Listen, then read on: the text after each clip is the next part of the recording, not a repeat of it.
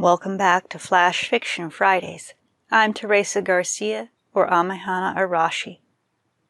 Flash Fiction Fridays is a podcast centering around flash fictions and short stories, usually linked by being involved with either myth or folklore. Sometimes the stories I have written myself, other times they have been chosen to be guest stories. Today's flash fiction is Devotion by Teresa Garcia. The water steamed gently, and he added the fragrant rinsed tea. He let it steep in the simple teapot. The steam rose and danced sensuous curves that tugged at distant memories on long-forgotten shores. Outside the winds howled. This simple hut protected him, for now. How many more years would he wait here on the ever mist-shrouded and wind-scoured shores? As long as he had to. His lips curved in a smile, and the skeleton nodded to himself, reaffirming his long-ago decision. Bony fingers raised the cup, poured the tea. The sips disappeared into him despite his lack of flesh. He had a lifetime to wait. There was no hurry for her. In fact, he hoped she tarried in the land of the living longer. This land in between is no place for my lady to walk alone. And there ends Devotion. Now, this flash fiction was loosely based on one concept of the land between the realms in Japanese myth. In a chant used by certain priestesses, a Catalpa Bow and voice is used to summon the dead from the windswept beach and mists that they wander. If you're interested in that, I highly recommend finding yourself a copy of the Catalpa Bow. I cannot remember the author off the top of my head. Now, because, again, this has been such a short installment of Flash Fiction Fridays, I will read a bit of poetry that has also been written during this period. I will read several haiku.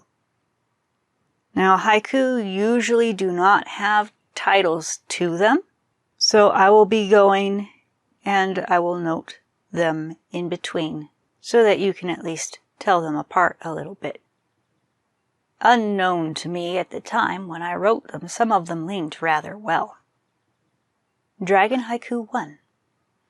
Dragon belly sky, brushed by singing leaves, by rolling stream. Dragon Haiku 2. Scales scraping stars from the vaulted sky leave dust on the wind. Yet another haiku. Summer wind sweeps the tresses of the night while the moon bathes. And then I have a couple comedy haiku to share for today. The first one is written from the viewpoint of Olin, a selkie that can be found in my books Selkie's Skins. I like fat fresh fish, straight from the salty sea, sweet and wet it is.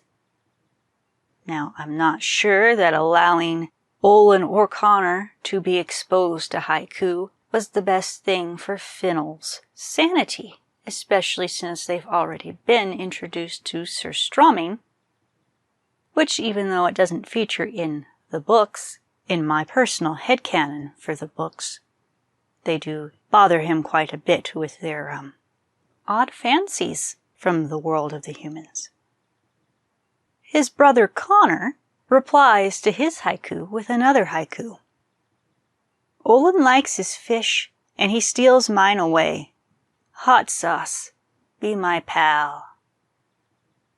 And there is the end of the poetry portion for today's reading. Now, I'm not sure exactly how much space I have left in my SoundCloud, and I'm not sure whether or not to port a few things over to my SoundClick at this point in time. I'm highly considering some of it in the future. But at any point, once my SoundCloud fills up, I will not be intending to purchase the Pro for it because I, at this point, can't really afford a monthly fee. So I will be uploading directly to podcasts as well as I have been doing this entire time.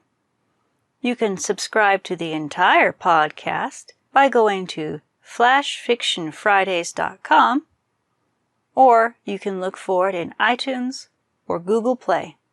You can also find it on Spotify. Until next time, I'm Teresa Garcia, and this has been Flash Fiction Fridays.